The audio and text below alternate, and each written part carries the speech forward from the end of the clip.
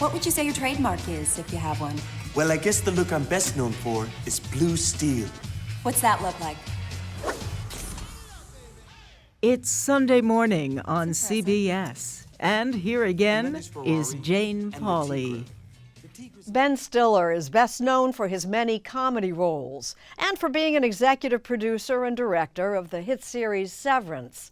But as he tells Jim Axelrod, his latest project is far more personal than anything he's ever done before. How about one wave, Ben? One wave. Hollywood A-list actor and director Ben Stiller knows a good story when he sees one. When my dad died in 2020, my mom had been gone for about 5 years. So he knew that profiling his late parents would be compelling. But even he had no idea where it would take him. Did you understand how deep it was going to go? Well, no. I didn't know where it was going to go. We come from a showbiz family. And now the comedy of Stiller and Meara. Jerry Stiller and Anne Meara. Jerry Stiller and Anne Meara had been the husband and wife comedy team of the 1960s and 70s. You're looking at not only my partner in comedy, this is the mother of my 2 kids. This is the father of 1. Appearing on Ed Sullivan 36 times. My hate for you is such a hate. Such a hot hate. But for Ben and his sister Amy, Stiller and Meara I hated you before I met you. I hated you before you were born. were also mom and dad. And that could get confusing. Like, yeah, that's the laugh, that's the funny joke. But what is the reality of that story, though? We don't know, Ben. That's why we're so messed up. Ben Stiller's new Apple TV documentary, Stiller and Meara, Nothing is Lost, They're not superstars. examines how his parents navigated both roles. They're just performers who are married with kids and trying to do their best with both worlds. Married 62 years, their family was shaped by Jerry's relentless ambition and Anne's resentment doing comedy. I used to act. I was a good actress before I met you. When her dream was to be a serious actress, and the drinking that followed. She had to go up there and do that act because she was so good at it, but it wasn't really her true thing. You know, it wasn't her true happiness. This is an adult's attempt to answer the complicated question that shaped his childhood. Where did the act end and the marriage begin? She's the funniest woman in the world, off stage and on stage. Now, the thing is, when she does these funny things, I am an exploiter, an opportunist. I'll take a pencil and start to write it down. The minute I do You said that... we can use that on a show, and I'm ready to kill him. I said, again, where does the act end and the marriage begin? There's so much footage and material and things to show of the good and the bad and the tension and the happy times. I felt it was really important to try to have a balance in the film that would relate to the audience what the reality was of their relationship, which was, I think, grounded in love. For our first date, I was planning on taking you someplace fancy. It wasn't just old clips from long ago shows that Stiller had access to. Your dad documented everything. He stumbled into some unexpected help while cleaning out the family apartment to sell. Jerry Stiller had taped everything.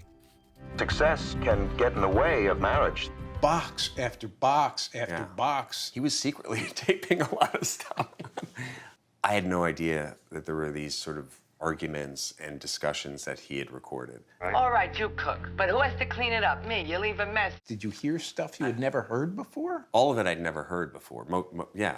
It brought me back to being a kid in the house when they were working together. When you tell it, it's not funny, and if I tell it, it becomes funny.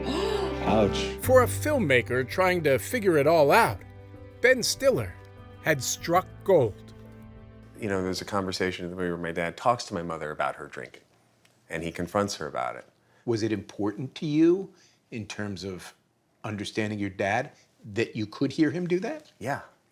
I was like, oh, okay, he really did speak to her about it. Because as kids, that was never anything we talked about. But you may be carrying around the sense of, why didn't Dad ever confront Mom? Right. Guess what? Right. He did. Right, he did. And it changed. The deconstruction of his parents' marriage came while Stiller was wrestling with his own midlife issues. I just felt out of balance and unhappy and kind of disconnected from my family, from my kids, and just kind of a little bit lost. Separated at the time from his wife, actor Christine Taylor, with whom he later reconciled. The irony is I thought I was doing so much better than my parents. When you're younger, you think, okay, I'm gonna do everything better. I'm not gonna make that mistake. I found myself at a place in my life where things weren't really in sync. Stiller and Meara now had some company under the magnifying glass. Their son. I didn't want to be pretend to be some sort of objective judge of their relationship when I had so many issues in my own relationships and my stuff. And was that a challenging journey for you to make yourself? Yeah, then it changed everything because it was like, okay, I'm gonna have to, talk about my own feelings, and it's stuff that I don't really ever, talk about. Sometimes it drove my... Not exactly where he expected to end up when he started the project. For them, it was the same thing I was going through as a kid. In honest, raw, and revealing conversations with his daughter Ella and son Quinn. I remember this one time I literally was on the street talking to him about the fact that I felt like he didn't pay enough attention to us. And while we were talking, somebody on the street came over and said, "Jerry, I love your work." And he started talking. Stiller exposes the excruciating challenge of breaking patterns. Well, that's actually hilarious because just a few weeks ago, we were all out at a restaurant and I'd been stressed about college stuff, and then the people there wanted to get like a picture with you. And then I just remember I was so frustrated, like, the world just has to stop to get this picture. I was genuinely surprised when he told me that. As a filmmaker, I thought, this is an interesting moment in the movie. As a father? As a father, I was like, oh, shit. Ben Stiller has done something requiring more courage than simply making an honest movie about loved ones. I see that parallel with your dad. You're trying to balance being a director, an actor, but also just a father. He's made an honest movie about himself. One of the most uncomfortable places you can ever be is the mirror. And sometimes your kids are holding up the mirror. Yeah.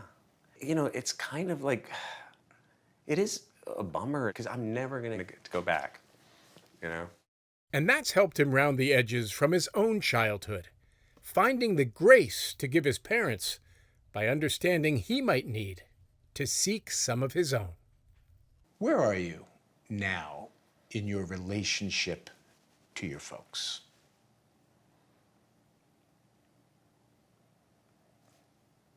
I don't know. All this work and you don't know? Well, I mean, they're still not here. That was the sad thing for me about finishing the movie. It was like, oh, now I don't have an excuse to kind of just be connecting with them here. But this was an intense reconnection when it sounds like you needed it the most. Yeah, for me, it was what my mom probably would have said, like, yeah, go make a movie about it if you want to figure out how to process your feelings.